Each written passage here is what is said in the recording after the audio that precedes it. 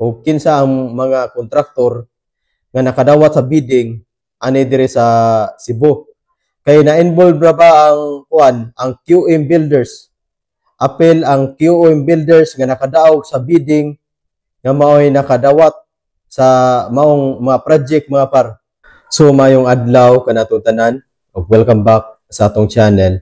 Ug daghan kayong salamat mga par sa inyong pagsuporta ug sa ako ang mga viewers nga wala pa naka-subscribe. Palihog ko og subscribe nga par kay para ma-update mo sa atong mga i-upload nga mga video reaction. So karon mga par, mag-react ag balik aning gipost ni BBM nga gipost ni BBM ang mga probinsya sa Pilipinas nga maoy pinakadaghan og budget sa flood control.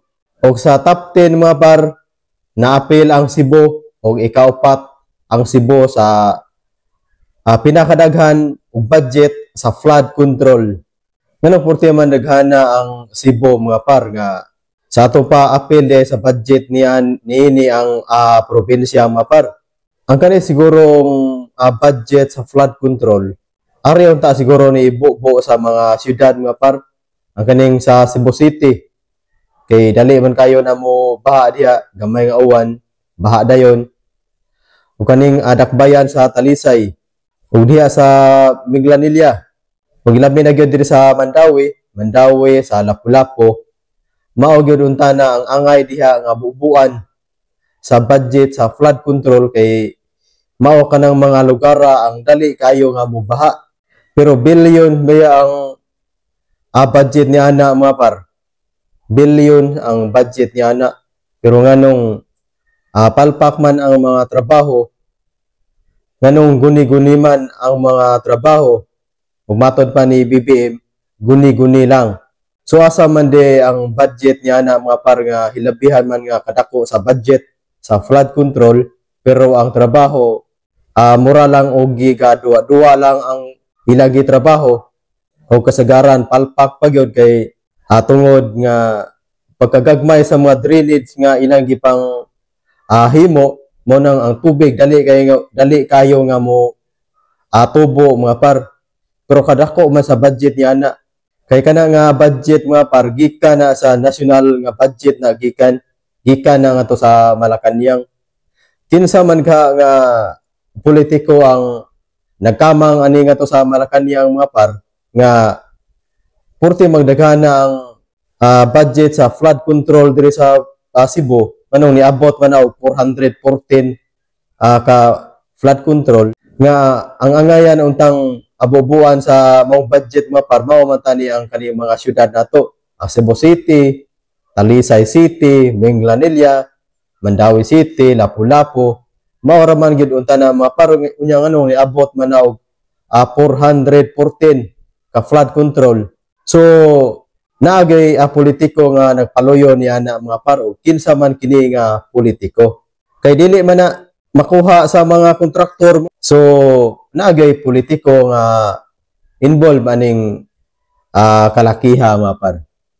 Ang pangutana kung kinsa man nga politiko ang involved ani o kinsa man nga politiko ang nagkamang ani nga to sa Malacañang kay gikan man sa national budget ang gamit untana gikan nga to sa Malacañang. Kunya dili man na mahitabo nga ang mga kontraktor may niadto nga to sa Malacañang na gyud nay politiko nga ni kama nga to sa Malacañang nga mauna nga niabot og 414 ka mga flood control. Mao ni angay nga imbestigaran mga par kay mao ni klaro kaayo nga korupsyon. Unya nganong ang kang Sara nga confidential fund si Sara mao may kupuron sa mga congressman nga mismo ang kuwa niingon naman ang kuwa nga way kalapasan ang office of the vice president.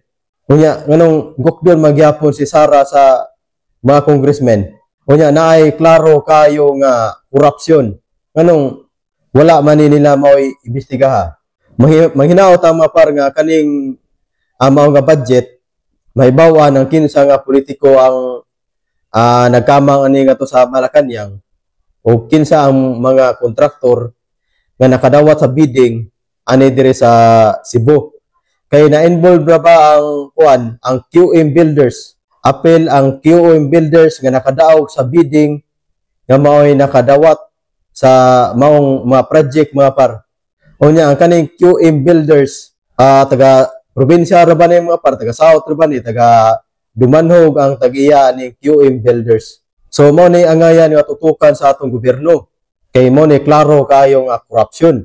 Kay magsige sila og gukod sa confidential funds ni Sara nga mismo ang kuha ni pagawas og kanang statement nga walay kalapasan nga nahimo ang Office of the Vice President.